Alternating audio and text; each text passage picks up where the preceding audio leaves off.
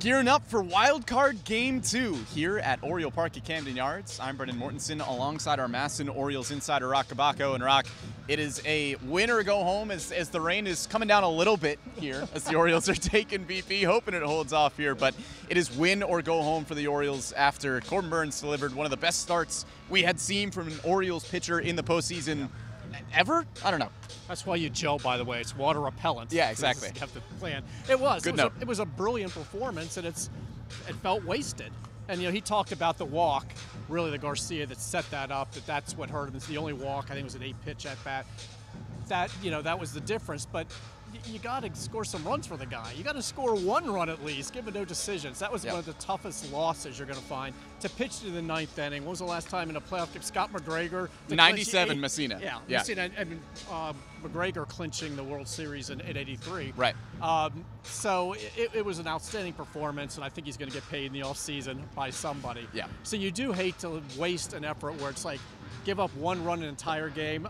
Usually, and I'm not a big math guy, you're usually going to win if you give up one run. How often is there a 1-0 loss? Happened twice to them in the postseason, so that one stung. And now you've got Zach Eflin, who's going to have to be the guy, be the stopper, and that's why you traded for him. But this is why you acquired Burnes. Start game one.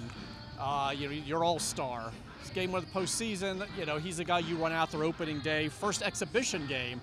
Yeah. So, he's done everything that they've won. A little bit of that bump on the road in August, but that was impressive to watch, and the crowd was just waiting for something to cheer about, and basically it was just Corbin Burnes. Yeah, and Corbin Burnes gave them a lot to cheer about. The offense, not so much. So heading into game 2, what was the vibe in the clubhouse with Brandon Hyde? Is there a sense of urgency, or is it just hey, this is a good baseball team, we're going to keep executing our plan? Yeah, we have to take them at their word, so we're not allowed inside, obviously, the postseason pregame, but Brandon said he took kind of the temperature of the clubhouse. He went in the weight room. He goes, everybody's as loose as they always are. That's the same thing that Cowser and Mullins said. Guys are shooting pool and they're joking around. And Mullins said, hey, if Cowser wasn't joking, I'd be worried. And I know some fans, you post that on social media, you're like, they're not taking this seriously enough.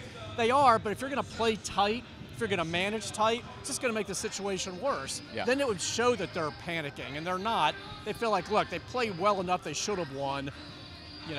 One run allowed and some bad breaks, but they don't want to go ahead and suddenly change the routine and act like that they're in a panic mode, or they're going to definitely get swept. So I think it's a good sign that they're still loose and relaxed.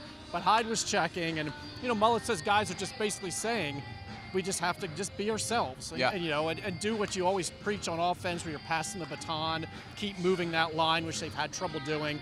Try to get a clutch hit with runs in scoring position. It comes and goes. But, and they're assuming they're going to get another really good start today. They just have to have some offensive support. But they don't want to change anything they've done all year that's gotten them here.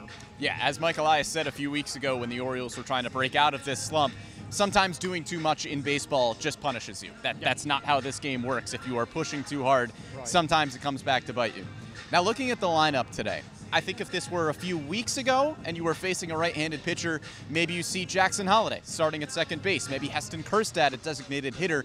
Today, Roch, the approach seems to be, okay, with Ryan Mountcastle at first base, Ramon Urias at third base, going a little bit away from the righty-lefty splits and more so, hey, these are our best 9 baseball players, let's get them in the lineup. It's October baseball. Yeah. So that is something that does change. Clearly, the way you write out the lineup and maybe how you manage. But, yeah, we figured once they were healthy again and they get back Urias and they get back Westberg, it was pretty much going to be the set lineup. Now, the difference was against the lefty who had James McCann catching and Adley Rutschman DHing. Otherwise, they're going to have O'Hearn in the lineup, which he's DHing today. You're going to kind of stick with these guys because they're just going to go with their best 9. Then you have some guys off the bench. It does deepen the bench a little bit, and we could see Holliday again. We could see him pinch run. We could see Kjerstad's come up again against the righty.